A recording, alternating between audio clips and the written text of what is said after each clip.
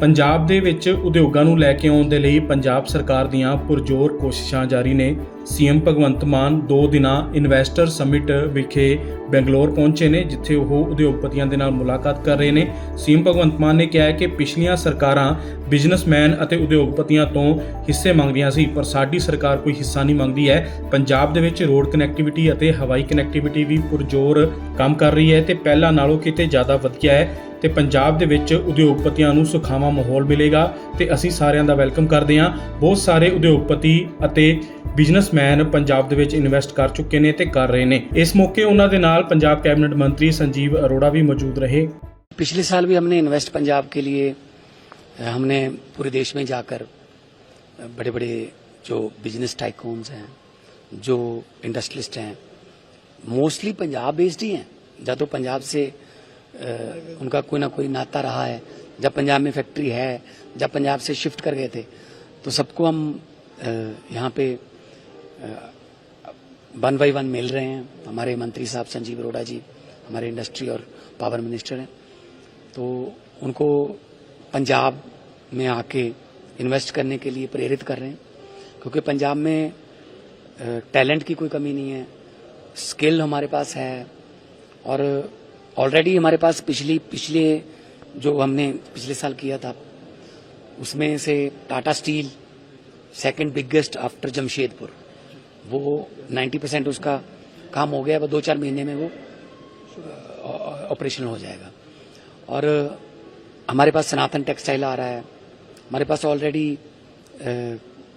गोदरेज है, हमारे पास कारगिल है, हमारे पास पेप्सिको है, हमारे पास A1 cycle, hero cycle, tractor industry हमारी सारी, स्वराज, स्कॉट, सोनालिका, प्रीत, दशमेश, करतार, कंबाइंस हमारे पास है ना, रेल कोच फैक्ट्री हमारे पास है।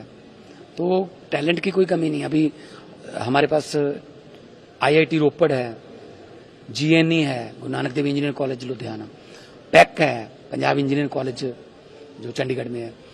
तो किसी भी किस्म के टैलेंट की कोई कमी नहीं है पंजाब में, और मेहनती लोग हैं पंजाब के। तो मुझे उम्मीद है कि बेंगलोर के इस 2 दिना जो इन्वेस्ट पंजाब की मीटिंग है, तो उससे बड़े बड़े जो इंडस्ट्रियलिस्ट हैं वो पंजाब में इंटरेस्टेड हैं काम करने के लिए, वो आएंगे।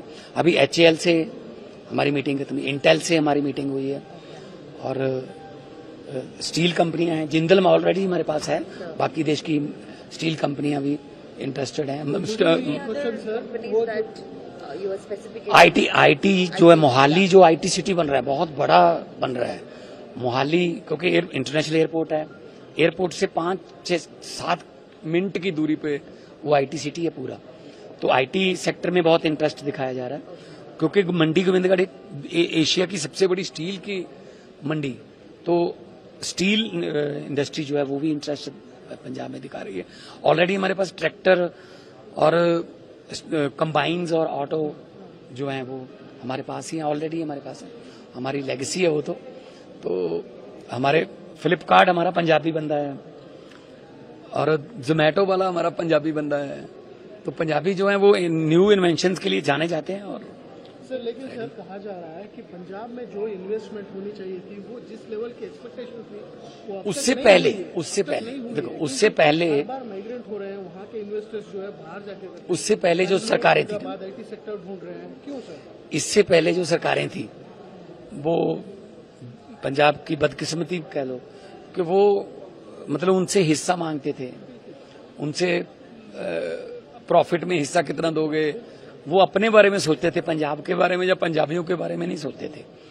तो अभी जब से हमारी सरकार ने कार्यभार संभाला है, तब से तो हमारे पास 1.5 से 2 लाख करोड़ रुपए की इन्वेस्टमेंट आ चुकी है। हम MOU करने में विश्वास नहीं रखते, कागज पे साइन कर लो, बोल दो मीडिया के सामने, उसका कोई फायदा नहीं है। हम सीधा उनको पता है कि कब आओगे, कितनी तारीख को यहाँ पे आओगे, हम आपके लिए लाइसेंस अफसर हमारे तैयार रहेंगे इन्वेस्ट पंजाब के। आप आइए, आपको दिखाएंगे कहाँ आपको सूट करता है, फरीदकोट में, मोगा में, संगरूर में। रेल कनेक्टिविटी, रोड कनेक्टिविटी और एयर कनेक्टिविटी कमाल की हमारी। नेशनल कैपिटल से 2 घंटे का रास्ता है हमारा, बाई रोड और बाई ट्रेन 2-2.5 घंटे का। लेकिन मान साहब, आप भी मान सकते हैं कि जो इन्वेस्टमेंट पंजाब में होनी चाहिए थी वो पंजाब छोड़ के दिल्ली, बेंगलुरु, हैदराबाद गई। उससे बावजूद इनसे- कनाडा, यूके चले गए। इनसे दुखी होके गए ना, इनसे दुखी होके गए ना। तो अभी पंजाब सरकार जो है सिंगल विंडो और सिंगल पेन के फॉर्मूले पे चल रही है। विंडो भी सिंगल है, पेन भी सिंगल है। कई बार सिंगल विंडो बोल देती है हर सरकार, लेकिन विंडो के बीच में से बहुत सी विंडो निकल जाती हैं। फिर वही पंगा होता है, करप्शन के लिए माहौल तैयार होता है। हम सिंगल विंडो और सिंगल पेन कह रहे हैं, उसी पेन से सारी आपको परमिशन मिल जाएंगी। अब तक हम 2 लाख से 2.5 लाख के आसपास हम लड़के लड़कियों को काम दे चुके हैं प्राइवेट सेक्टर में। तो और भी अगर ये हम अभी बेंगलोर हुआ है, गुड़गांव हो गया, इससे पहले दिल्ली हो गया, अभी पुणे और चेन्नई जाना है। तो मेरे ख्याल में अभी जो विश्वास बना है लोगों का, इन्वेस्टर्स का, तो हमारे अपने ही ब्रांड एम्बेसडर इतने हैं पंजाब के कि वो जैसा कि आप बोल रहे हैं कि रूट के चले गए थे। कोई मध्य प्रदेश चला गया था, कोई राजस्थान चला गया, कोई बद्दी भी चला गया था, क्योंकि टैक्स हेवन था साथ, बिल्कुल बॉर्डर की स्टेट जी, वहां टैक्स हेवन था। तो अभी पंजाब जो है वो दोबारा अपने पांव पे खड़ा हो रहा है। पंजाबी हैं, बहुत बार गिरे भी हैं, लेकिन बहुत बार उठे भी हैं, और जब भी उठते हैं तो मुसीबतें छोटी हो जाती हैं। मैं उनको ये कहता हूँ, नॉर्थ इंडिया में अगर आपने अपने व्यापार को बढ़ाना है तो Punjab is the best state. और पंजाब सरकार जो है वो सब्सिडी भी दे रही है। बिजली हमारी टॉप 4 सस्ते जो हैं, टॉप 4 सस्ती स्टेट जो हैं, नीचे से टॉप 4 जो सस्ती बिजली हमने अपना एक गोविंदवाल साहब में हमने हमारे पास 3 हमारे पास गवर्नमेंट के पावर प्लांट हैं। हमारी पचवाड़ा में, झारखंड में कोल माइन है, कोयले की कोई कमी नहीं है। हमारा जो ग्रीन एनर्जी आजकल सोलर का हमारे पास कोई कमी नहीं है बिजली की। तो ऐसे में सरकार अगर सपोर्ट कर रही है तो व्यापारी को और क्या चाहिए। लॉ एंड ऑर्डर बिल्कुल परफेक्ट है, क्योंकि इससे पहले जितने भी आ चुके हैं वो लॉ एंड ऑर्डर देख के ही आते हैं। तो यही इस बात का सबूत है कि पंजाब अब मैं ये नहीं कहूंगा कि हम इसको कैलिफोर्निया, पेरिस, लंदन बना देंगे, लेकिन पंजाब जो है वो देश को एक बार फिर इंडस्ट्री में और व्यापार में लीड करने के लिए तैयार है। खेती में तो पहले लीड कर रहे हैं हम। सीएम सर, 2 प्रश्न हैं। ये एक, आप इन्वेस्टर्स को अपने तरफ बुलाने की कोशिश कर रहे हैं, एक बदनाम हो चुका है पंजाब एक चीज को लेकर, उसको वहां से हटाने की, जब आपने लैंड ऑर्डर चीज की बात की, तो ड्रग वगैरह की जो सप्लाई हो रही थी उसको बहुत सारा कट किया गया। आपको लगता है उसका अश्योरेंस आप इन्वेस्टर्स को देंगे? दूसरा क्वेश्चन, सेंटर की तरफ से जो मेक इन इंडिया का कॉन्सेप्ट है, आप किस तरह की उम्मीद कर रहे हैं सेंटर की तरफ से? देखिए, पहले सवाल का तो हम ये कहते हैं कि क्योंकि बॉर्डर स्टेट है, तो अभी हमने एंटी ड्रोन सिस्टम ऐसा लगाया है कि हमसे तो बड़ा 2.5 गुना बड़ा बॉर्डर राजस्थान का है ना।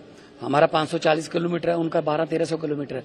तो अभी युद्ध नशे विरुद्ध जो हमारा चल रहा है उससे हमने बिल्कुल तहस नहस कर दिया इनका नेक्सस। और हमारे पंजाब के जो बच्चे हैं, जो लड़के लड़कियां अभी पढ़ रहे हैं, बहुत अच्छा टैलेंट निकल के आ रहा है। अभी पूरी दुनिया में अनरेस्ट हो गया तो रिवर्स माइग्रेशन भी हो रही है। तो स्कूलों कॉलेजों में, हमारी यूनिवर्सिटीज में एडमिशन फुल हो गई है। और ऐसे में जो बेंगलोर, चेन्नई, पुणे, गुड़गांव बेस्ड कंपनीज हैं, वहां भी बड़ी बड़ी पोस्टों पर पंजाबी काम करते हैं। इवन बोइंग में, जो जहाज बनाती है कंपनी सियाटल में है, बोइंग में 45% इंजीनियर जो है पंजाबी हैं। एक ही कॉलेज है, गुरु नानक देव इंजीनियर कॉलेज, वहां से हैं। तो उनका यहाँ भी सेटअप है बेंगलोर में, वो पंजाब में भी आ रहे हैं। तो टैलेंट की कोई कमी नहीं है, स्किल की कोई कमी नहीं है। इसीलिए हम उनको कह रहे हैं कि आप वहां पे आइए। और पंजाब की धरती ऐसी वरदान प्राप्त है, गुरुओं का आशीर्वाद है, शहीदों की धरती है, भगत सिंह की धरती है, गुरु नानक देव जी की, गुरु गोविंद सिंह जी की धरती है। वहां कोई भी आ जाए ना, वो भूखा नहीं रहता। तो पंजाब की सेंटर की तरफ से जितना भी नहीं, हम तो पहले ही मेक इन इंडिया कर रहे हैं ना। अगर पंजाब कुछ करेगा तो इंडिया में बनेगा। पहले आजादी, मेक इन इंडिया ही है। आजादी को लाने के लिए सबसे पहले लीड किसने किया? पंजाब ने। Green revolution, make in India. पहले तो हम बाहर से मंगवाते थे ना गेहूं और हमारा अनाज, तो मेक इन इंडिया जब हुआ पंजाब ने लीड किया। तो अभी जब जो पंजाब में चीज बनेगी वो मेक इन इंडिया ही है। Thank you.